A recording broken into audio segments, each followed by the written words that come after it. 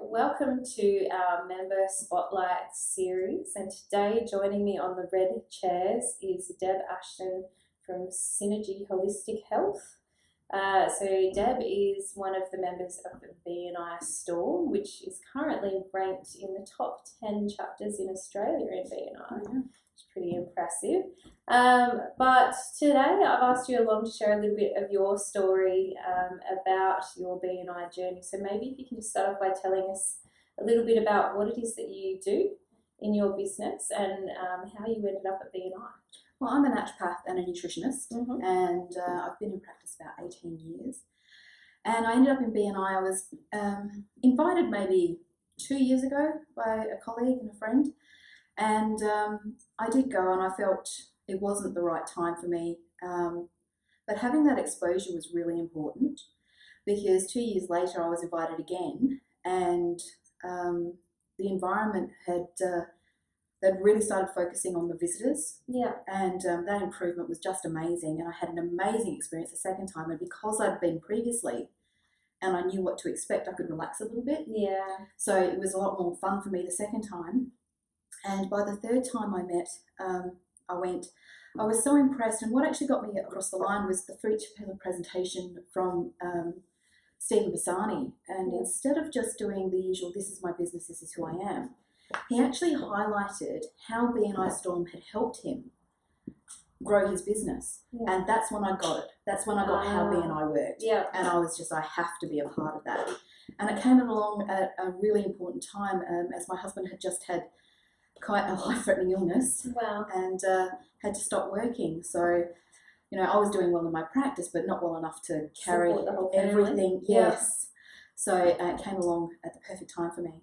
Yeah. And what was the biggest surprise for you once you became a member? What was the most surprising thing that happened in your BNI journey? I think how dedicated our group is to each other, and they're an amazing group. We're incredibly diverse, and a lot of us have unique skills, but we utilize those skills to really support each other and grow each other's business, and we really work hard on givers gain. Yeah. So that leads me really nicely along to the fact that BNI is bound by a code of ethics and built upon some core values. How closely do those core values align to the way that you do business outside of BNI? Actually, I already had those values, but I've actually implemented the gains profile into my practice. So I'm far more focused on people's work life now and the impact of that. And BNI helped me to recognise how significant someone's work life is in the balance of their health. Yeah. Whereas previously I would have said, oh, what do you do? And so, if someone's a hairdresser, I would have said, okay, you probably work this many hours.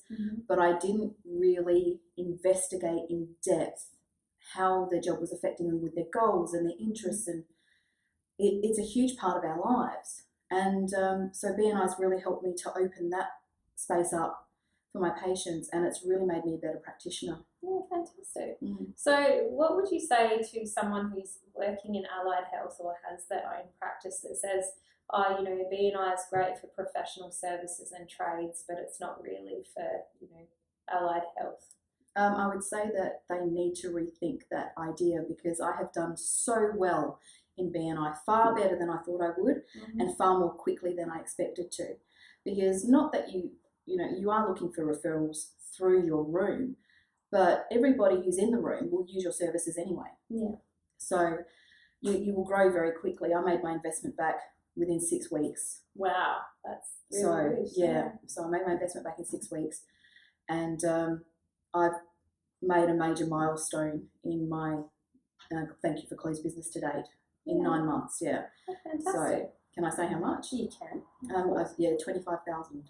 That's which amazing. isn't a lot for maybe the builders and the lawyers, etc. But for a practitioner, just from my referrals from BNI, just from the referrals, that's not including whatever else I've earned. That's just specifically from BNI. And I don't know a single allied practitioner who couldn't use that. Exactly. I think that would come in handy. Who has been the most surprising referral, or the member that surprised you by finding you a referral? Adam Nettleton Found somebody on Facebook for me, Yeah. and it was someone who was looking for a naturopath in the hills, and he recommended me, and she came to see me, and she's my ideal client. Fantastic. So it actually has also helped me hone in what my ideal client is. Yeah, cool. So who is your ideal client in your practice? Basically, women who are professional, Mm-hmm. who are independent, financially savvy, who are focused on their health, that usually have fatigue issues, really busy women who are tired and who can't catch their energy no matter what they try, who have digestive issues, if they've got a history of chronic fatigue, any menstrual issues, and who are dedicated to their health, who really want to make a difference. Would you say that BNI has helped you get real clarity about who your most profitable clients and niches are? Absolutely. And what's been the biggest personal or professional development opportunity that you've had within BNI, or skill that you've picked up? I think communicating to people I otherwise would not have. Yeah. Talking to people I otherwise would have not had an idea how to talk to. Mm-hmm. And that's basically through when we just first get together. Everybody's just people. Yeah. And it really helped me break down those kind of barriers that I didn't even know I had. Mm-hmm. So yeah, that's been an amazing part of it. Yeah, no, that makes sense to me. Funnily enough, I'm actually terrified of networking. Yeah. I've been in BNI for 8 years, but I don't do strange groups, people and crowds well. So normally, and what BNI taught me to do was to manage that level of anxiety around that through structure, which has been really good. I think, which is one of the other things that people often say. If I'm talking to people who have perhaps heard of BNI, or maybe even they visited BNI, it's been in Adelaide for 15 years and around for 35 years. A lot of people go, I went to BNI 15 years ago. But things change. Yeah, and I say, well, that was probably before BNI 2.0. But one of the things that they'll often say is, there are too many rules, or it's too structured. I disagree. Yeah. I do disagree. I'm actually a big fan of the CEU points. Mm-hmm. And I probably listen to 3 or 4 hours a week. Yeah. And I understand the process, and I understand why the process is in place. Yeah. And it's a system for a reason, and that's because the system works. And I find if you really want to succeed in BNI, not only should you adhere to the structure, but you should probably go a bit above and beyond. For example, most people might try and get a one-to-one every week. I try and get 1 or 2. Yeah. COVID had a bit of an impact on that. COVID affected me. But 2 to 3 one-to-ones per week. And the CEU points I try and get a lot of in there. And just talking to people about it. I'm trying to bring in visitors. And I know you only need to do 1 a month, but I do try every week to bring somebody. I'm not successful in that, but I try. And that's what I strive for, is try and get somebody new in the room every week. Yeah. Well, I think it's a great opportunity for visitors who come, who don't want to join, but they still get access then to an amazing network of professionals. Exactly. Yeah. Just allows them to open up their scope and see what's actually available. And I do recommend that they come twice. I mean, they might come in and they might say, oh, it's not for me. And then I say, look, come back again, because the first time's a whirlwind. It goes very quickly. No matter how focused you are, you're not really expecting the entire thing in its entirety. And when you come back a second time, you actually get to sit down and observe better. You're not trying to get the hang of it. It's a better experience, I think, the second time around. Yeah, no, that makes sense too. And I suppose, like you said, you visited and then you came back to it 2 years later. Yeah.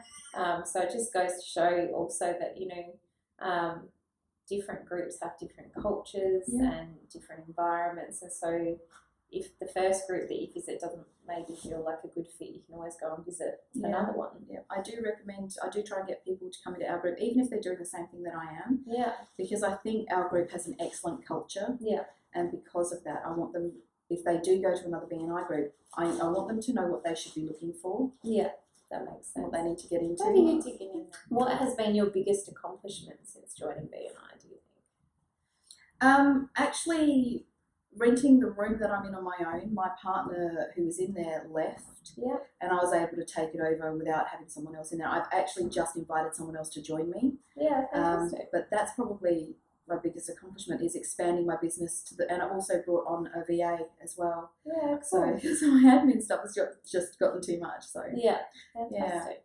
Well, Deb, thank you very much for joining me on the Red Chairs today. And if you're looking to visit Deb at her fabulous chapter, BNI Storm, the link will be in the comments, and also you can find it on the BNI Adelaide North website. So thanks again, Deb. Thanks for having me. My pleasure.